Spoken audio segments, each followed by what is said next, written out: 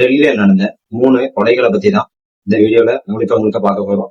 அந்த மர்மமான கேஸ பத்தி ஃபுல் ஹிஸ்டரிய தெரிஞ்சுக்கலாம் வாங்க. வீடியோக்குள்ள போறதுக்கு முன்னாடி மறக்காம கீழே தெரிய சப்ஸ்கிரைப் பட்டனை கிளிக் பண்ணிட்டு இந்த வீடியோக்கு ஒரு லைக்க போட்டு. இந்த கேஸ் எப்ப ஆரம்பிக்கப்பட்டுச்சுன்னா February 8, 2026 அப்பதான் மக்கள் தங்களுடைய வேலைய வழக்கம் போல பார்த்துட்டு இருக்கும் போது டெல்லியில உள்ள பிகாரி அப்படின்ற பிரிட்ஜ் மேல ஒரு கார் ரொம்ப நேரமா தனியா நின்று இருக்கு. அதை பார்த்துட்டு போலீஸுக்கு கால் பண்ணி சொல்றாங்க, இந்த மாதிரி ஒரு கார் ரொம்ப நேரமா நிக்குது சார், அது என்னன்னு பாருங்க சார் அப்படின்ட்டு. லோக்கல்ல உள்ள போலீஸும் இடத்துக்கு போய் பாக்குறாங்க. அந்த கார்ல 3 பிணங்கள் கிடக்கு. அந்த 3 பிணங்கள்ல யாருன்னு விசாரிச்சு பார்த்தப்ப ஒரு பேர் ரந்தீர் சிங் அப்படின்னு சொல்றாங்க. அவருக்கு 76 வயசு.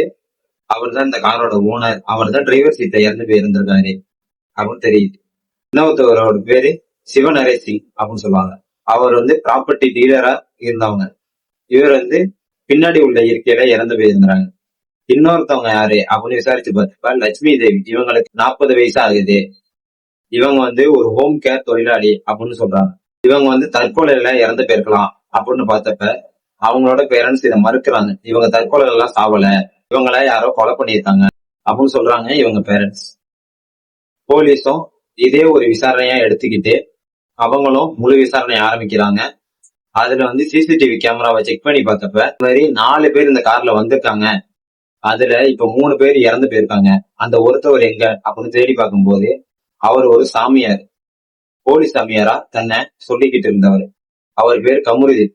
அவர் தான் இவங்க சாப்பிட இருந்த லட்டுல விஷத்தை கலந்து இவங்களை கொண்டிருக்கலாம் அப்படின்னு சொல்றாரு. இவர் எதனால இவங்களை கொண்டிருக்கலாம்னா, இவங்களுக்கு இவர் தான் ஆசை வார்த்தை கூறி நிறைய பணம் கிடைக்கும் அப்படின்னு சொல்லி கூட்டிட்டு போயிருக்காரு. ஆனா இவங்க பாதியிலே உஷாரானதுனால இவங்களை இதுக்கு மேல நம்ப முடியாது அப்படின்னு சொல்லி இவங்களுக்கு விஷத்தை கொடுத்து கொண்டிருக்காரு. இவரை பிடிச்சி இன்னும் விசாரணை பண்ணிட்டு இருக்காங்க. இது ஒரு மர்மமான கேஸாவே இருக்கு. இதுல என்ன நினைச்சு குற்றவாளி யாரு என்னன்னு ஃபுல் விவரமும் இன்னும் கிடைக்கல. அது தெரிஞ்சதுக்கு அப்புறம் உங்களுக்கு அப்டேட் பண்றேன். அடுத்த வீடியோல சந்திக்கலாம்.